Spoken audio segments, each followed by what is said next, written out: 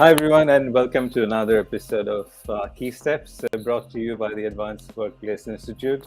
These are, as some of you know, 10-minute discussions that allow the audience to participate via chat. Now, in recent times, we have been hearing a lot about the difficulty in attracting and retaining talent as one of the biggest management challenges. Employees are, of course, far more demanding today than they were in the pre-COVID era. So today, one really needs to think about the workplace beyond the four walls of the office and curate each touch point in the employee journey.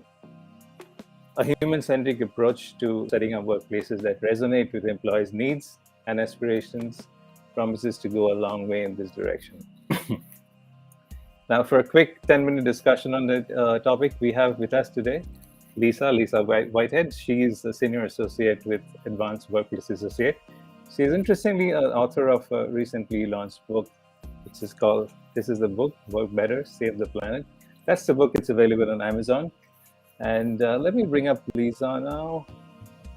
There she is. Hi, Lisa. Welcome to Key Steps. Hey, Partha. Here. And thank you for having me. What's that? Congratulations on the book. book. Oh my God. Yes, thank you. It's like birthing my fourth child.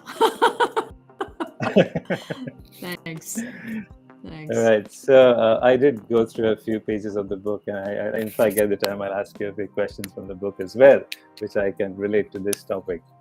So jumping straight in, Lisa, the simple question: how does one really provide a workplace experience that is compelling enough for people to come into the office and stay within the organization, and for organizations to actually attract and retain talent in a post-COVID scenario? And how is it really different from what it was in the pre-COVID era?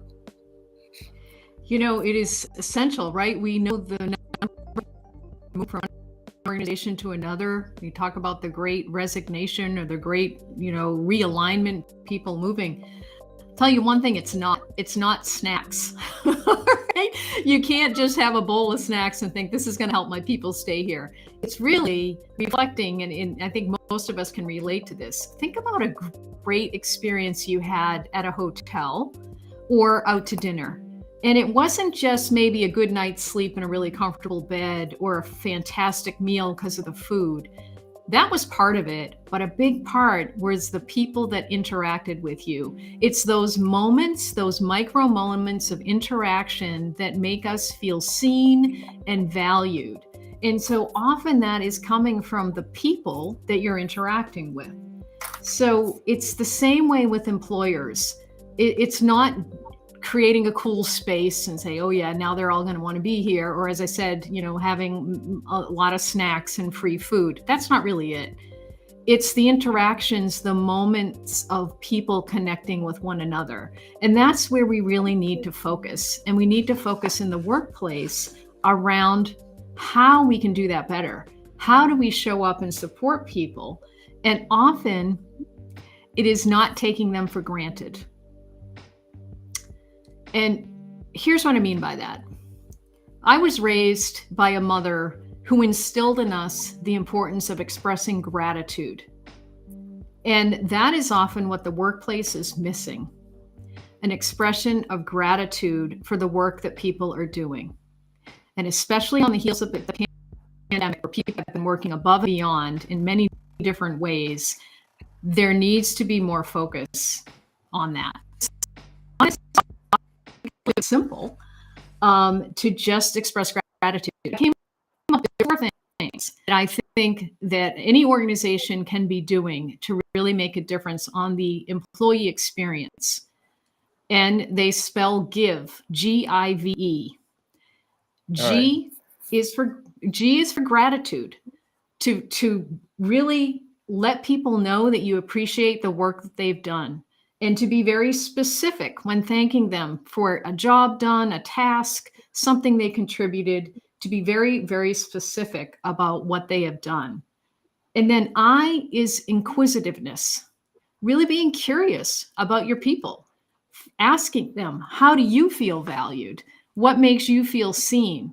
Really being curious about what lights them up and makes them feel like a contributor. and I've been saying this for a while. They say the same about love. If you love somebody, but you don't express that love in a way that they can receive it, then you might as well not love. They're not getting it. Yeah. It's the same with gratitude and expressing that. So really find out what allows them to have a productive day and makes them feel like a contributor. And then V Nobody is likes plastic value. flowers, right? Right, exactly. The plastic flowers with the dust. Yeah, no, thanks. Mm. But V, so GI, gratitude, I, inquisitiveness, and then V is value. And this value is not just, most organizations have values already. So look at your organizational values and then talk to your employee about those values. And is there an alignment? Is there an alignment? Is there a value that really resonates with that employee that helps them feel like I am part of this organization and that value really resonates with me? So finding ways through your inquisitiveness and asking questions and being curious, finding out how they feel valued, and then figuring out E, express. How are you going to express that gratitude, the for what that person does in a way that they feel valued and seen? And so some people are comfortable verbally expressing that gratitude, but not everybody is. Maybe you would, as a manager, you would feel better writing a note or doing an IM, and message in chat. But find a way that you can express that gratitude to that person so they feel seen and they feel valued. So it spells give, gratitude, inquisitiveness, value, express, and it might feel uncomfortable. It might feel really uncomfortable. And that's good because we need to shift how we've been thinking about work and how we've been thinking about our employees to a way that is much healthier and more inclusive, that makes them want to be part of this organization. So if it's uncomfortable, think about when you go to the gym and working your biceps, like if you haven't worked them ever, it's going to hurt for a while. It's going to feel weird, but that's the muscle of gratitude that we need to be practicing more in the workplace. That's how you create a great workplace experience. And it just takes practice and it takes opportunity. And yeah, so that's what I think we need more of. I mean, I've said it before, the world needs more love, and we need more love in our workplaces, and we need to express gratitude. Right. I think interesting is that I really love the first comment that you made that if people have had enough of the snacks, in a way that I think people have had enough of things, right? It's more of the experience that they're looking at, experiences that add some meaning to my life and me being able to resonate with the organization's values. And your thought about loving people genuinely, be genuine about it instead of I refer to them as plastic flowers because a lot of people actually say things which they don't really mean because they're supposed to say that because they've been trained by HR to say that. Now, Right. how easy is it going to be? Because, I mean, I know it's nice to hear that, but do you think it's going to be easy to move to this? Yeah. No, it's not going to be easy. It's going to be really uncomfortable. For some, it will come naturally, but for some, it may be a culture change. Like maybe that's not how the organization operates. Yet, what we've seen in the pandemic is that there's more of a blending between work and home, right? Right. And and even people will get dressed for work, right? They put on the suit or the tie and they change because that's part of what's expected of them in the old days, like before the pandemic. But now people, if we say we want them to bring their full selves to work, we need to recognize that before the pandemic, they often were not bringing their full selves. And if we do want to have a place that they feel like they can, there's got to be some changes. There's got to be some shifting of how we invite people in, how we recognize them. That's a culture shift for a lot. Yeah, I would say full self in the sense one self. Can we be just the one person that we are the same with in front of my boss, in front of my subordinates, instead of being a different person, amongst all the people that you meet within the organization. So just a quick one for the audience. So if you have any questions or comments, please do feel free to type in your questions in the chat box and we'll bring it up on the screen. Lisa, Yeah. another thing is I was actually just reading some excerpts from your book, and I saw this interesting graphic from your book that you Mm. kind of indicate that yeah, there's a sweet spot when there's a meeting of minds between HR, facilities, and leadership, and that's where workplace transformation, some of the things that you mentioned, will actually happen. Now, Yeah. my question and my a little bit of doubt in my mind is that who really takes responsibility? Who takes ownership for all of this? I mean, in the pre-COVID era, of course, you have the FM team taking a lot of responsibility for workplace experiences. But the way you've explained it to now, who takes ownership for all of this now? Yeah, it's a great question. And so HR, the people, facilities, the place, and then leadership, the vision, that overlap of people, place, and vision is essential. And who needs to take responsibility is it. In some organizations, you do see them come together, but it usually, you're right, it's usually driven by one of the three. And I will say, in the most successful transformation I've seen, it's been the most senior level, the CEO leader that sees that that's how it should be, and it's driven from the leader saying we're going to do this in this way. We're bringing HR together, we're bringing facilities together, and we're going to operate together to make this transformation happen. Facilities can try, but often they get rebuffed. I don't know what it is between HR and facilities, but it's like oil and water. They just don't get connected. Facilities wants to a lot of times, and I think HR doesn't know what to do about it. It feels awkward. Like, no, you're space and we're people. You need both, right? You need both. So I would say that the most effective transformations have been when that CEO leader gets it and gets the importance of that. And I will say that was the primary audience. You know, they tell you to keep an avatar in mind when you're writing a book. And my primary audience was a CEO that I want that's the transformation, that's the getting of it that I'm hoping for, that they see why that can make a difference and how it can make a difference. And they muckle onto it. Muckle. That's a main word. Do you know muckle? Hang on to it. So I think what you're also saying in a way is that I think there is a clear shift from the design of spaces, design of things, to the design of experiences. And that's where I think that facilities, HR, IT, all of them have to actually work together. And so maybe it's a committee which has to take responsibility instead of one department now. I Okay, so 100%, yeah. 100%. And IT, you mentioned IT, technology is essential to be at the table. I actually would weave technology around all of them. I think it's just like the air we breathe. It's so essential. Yeah, it is indeed. So we have a comment from the lovely Karen Plum. The letters are too small for me to read, but yeah, she says it's a little difficult for some to express gratitude. It's so true. Thanks, Karen, for that. Yeah. And by the way, those of you who do not know, Karen runs a podcast called The Changing World of Work. That's what you see on the screen. It's available for download on all the popular podcast platforms. So if you've not been there, go there, listen to these interesting half-an-hour podcasts, which come out almost every, I think, 15 to 20 days. Okay, so if you have any questions, please put in those questions there.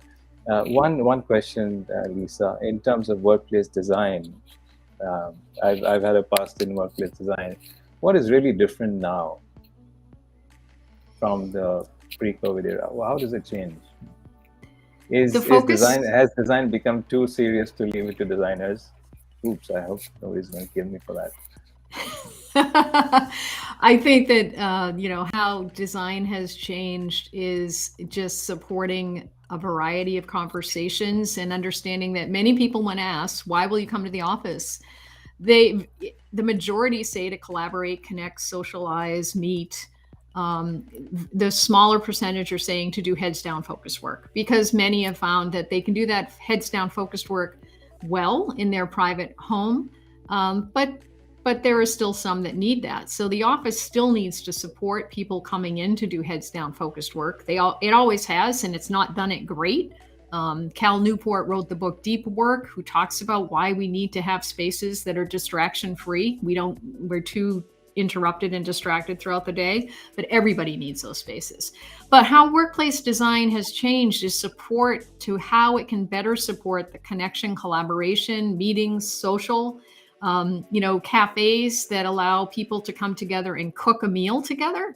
that's that social cohesion. I'm connecting, but it supports that interaction. One of my favorite rooms, the design for a difficult conversation called the Fishbowl method of facilitation. I call it the campfire room. So you just bring people together, have a circle of chairs, no table. The inner circle of 6 chairs are talking about a difficult conversation, and the outer circle are observing and listening. We need more of that. I mean, think about the divisiveness throughout our country, throughout our world around different issues. That's part of creating a healthy workplace, having those difficult conversations. So what I see in the workplace is a variety of spaces that allow people to come together, connect, technology enabled. So if we have remote people, they feel included. There needs to be a real shift on being remote first, meaning assuming you're going to have people not in the room, and pay every attention you can to make sure they have a great workplace experience wherever they are. So there needs to be a lot of rethinking about how that can be done well. Well, one of the things, Lisa, you spoke about different issues and discussing that openly in the campfire setting. One of the issues, of course, is the issue of environment and carbon footprint. And I was listening to someone the other day, and he was saying that because of hybrid way of working, the carbon footprint has actually gone haywire. It's become worse. I mean, there are two narratives around that, right? And I was just trying to recall what I read in your book, and this is a bit of a contradiction to what I said in the beginning. I said that organizations have to take a human-centric approach. But I think in your book you kind of mentioned that people, putting people ahead of our environmental needs and to actually focus on individual needs, that could actually be damaging for an organization as well, besides being damaging for the earth. My feeling is that the effects of the environment creep in so slowly, right? It does not affect us immediately. It does not affect our generation, and we kind of wish it away. Whereas the impact of people's behaviors and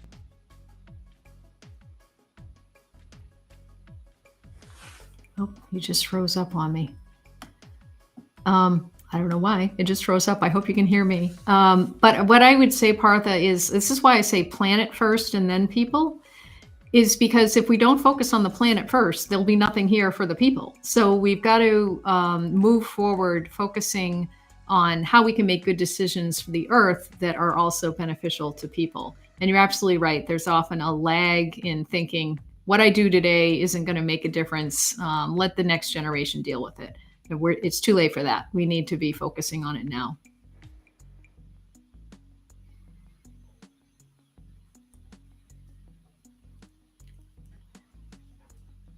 And Partha, I don't know if you can hear me, but you froze up. Oh, there you are. Oh, you're gone. All right. Well, I'm live. You can hear me. All right, Jen. All right. Jenny wrote, from what you're seeing, Lisa, what are many organizations still not quite getting right post-pandemic? And first of all, Jenny, I just think they've waited too long. They've waited for 2 years. I mean, they could have been having conversations all this time. So I think that they're not communicating in a way that is inviting their people into these conversations early enough, but they can do it now. It's not too late. They can start those conversations. And I think they're reverting to status quo. Well, this is the way it used to be, and this is the way we're headed back. Not all companies, but many are doing that. They're saying, get everybody back in the office, and 3 days a week, and being very prescriptive about it. All right, Karen wrote, this is all about helping people work better together.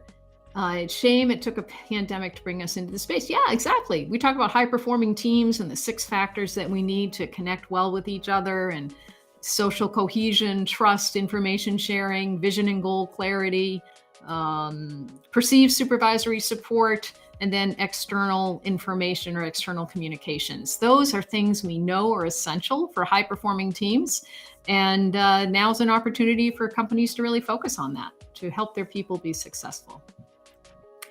Predictions for the future workplace. Jenny, I would love to see a place where people are really, truly connected and included. There's been a lot of focus on diversity, inclusion, belonging, and equity, DEIB, and especially since George Floyd was murdered a couple of years ago. And people are still very left out of the workplace. So there's a lot that we can do to create a very inclusive work environment. There's a lot around equity. There's so much that could be done differently. So what I envision for a future world of work is a place where people are able to have more balance. One of the things we've heard from parents is that they felt like they've been able to be more present with their children before or after school than they were before. So really looking at how we've designed work to fit all people in all stages of life, whether they're young or middle age or old, whether they have little kids or aging parents, that it truly is a healthy, vibrant way of working, and it matches people's strengths with the work that they do. I think that if we could get to that place, we'd also free up more energy. Instead of me worrying if I'm fitting in with an organization, what if I took that energy and channeled it to good that helps the environment or helps other people in my community? So that's the future I want to be a part about. I don't know if you guys have any more questions. All right. Are there signs yet that people are moving to different organizations because their organizations are failing to respond to the need to change their approach to how they work? Yes. That I'm hearing that a lot in organizations that haven't communicated, yes, we fully support hybrid work, or yes, you're going to have flexibility moving forward. I think those companies that are not being as forward thinking, that's where employees are looking for other opportunities, because there are many opportunities out there, right? So those are often the organizations that are leaving. I'm sorry, the employees are leaving those organizations to look for other opportunities because they can find a fit. And I just read this recently. Those organizations that have a culture that allows people more flexibility also are organizations that are more adaptable in times of crisis. So they are setting themselves up to be a resilient organization. That's a really appealing place for people to be. So when they've got that choice, those are the types of places they're looking to go to.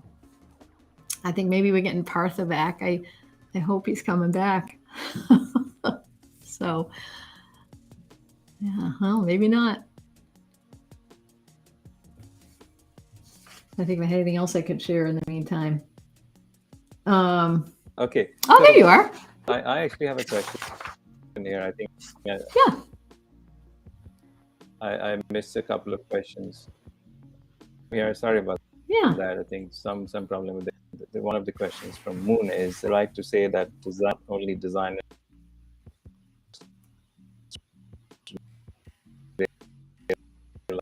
like the old days. Today, their job is far more demanding than it was before, and they have to think about issues like psychology and sociology as well. You kind of answered this question. A lot more. Yeah, designers beyond the design of spaces, they have. Absolutely. So it's funny. Back like many psychology and sociology as well. Exactly, psychology. So the prerequisite for the architecture school that I was the director of interiors program. Prerequisite for architecture was math, and I made the case so the prerequisite for interior design needed to be psychology. You absolutely have got to be connected into human behavior and psychology to do the work of interior design. No question. Yeah. Right. Okay. Yeah. So there's the common great insights, Karen, about our modern workplace. Thanks, Moon, for joining in. There's a little bit of interruption, which I think is some kind of a problem here. Okay. Anyway, thanks a lot. I wish I could actually go on with this conversation, but we promised to keep this short and sweet. Yeah, of course. Yeah. So thanks a lot, Lisa. And I'm gonna end it with just this one. If you could do one thing, Jenny, you said one thing to improve the workplace. This is a quote from Cal Newport's article, The New Yorker, about sustainable work. If you want to radically change when and where work happens in your organization while still achieving results, you also have to change the very definition of work, moving it away from surveillance and visible busyness toward defined outcomes and trust. So I think remote, it's called results only work environment, or ROW. That's a place to focus on to really transform the world of work. Thanks, Partha, for Indeed, having me. indeed. No. I mean, it's always a pleasure to speak with you. And just a quick word on Advanced Workplace Institute. If you wish to become a member, please write into me. I'll just drop in my email here. Okay, and so AWI members get access to a variety of events like this, of course, and workshops and roundtables every month. And every month we actually kind of focus on one topic, and we have different events around that. So if you wish to become a member, write into me, and I'll be happy to tell you about how to become a member. So that's it. The website that you see, that's my email ID. Write to us. Thanks a lot once again. Thanks to the audience. Thanks, Lisa, for joining us, and hope to see some of you again next month. Bye for now. Bye-bye. Thanks, Partha.